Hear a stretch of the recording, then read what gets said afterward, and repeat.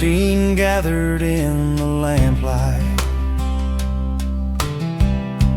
bread and wine upon the table. Jesus looked upon his brothers, knowing all that would be fable. He had walked with them through harvests, through the storms and through the sea. But tonight the air felt different, like a final symphony. One last table, one last supper, with the ones he called his own. Broken bread and poured out crimson before the seeds of grace were sown. He looked at every face around him, knowing one would walk away. Still he served them, still he loved them at that table on that day. He took the bread and gently broke it.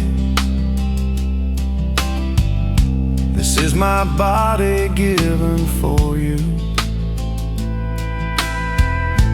Lifted up the cup of crimson. This is my blood, my covenant new. Judas sat and still received it. Grace extended to the end. Jesus called him friend at midnight, even knowing what he'd spend. One last table, one last supper, with the ones he called his own. Broken bread and poured out crimson before the seeds of grace were sown. He looked at every face around him, knowing one would walk away. Still he served them, still he loved them at that table on that day.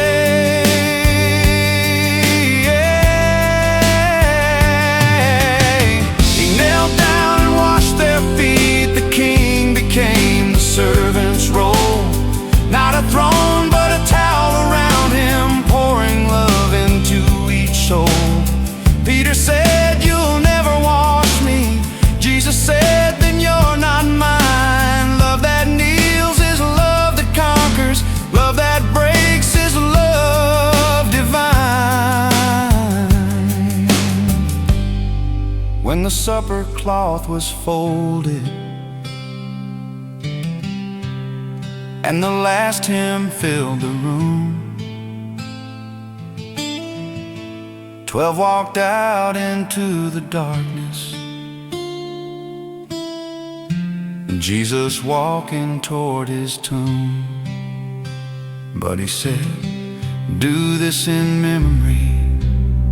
Every time you break the bread, let the table be a reminder of the price the Savior paid."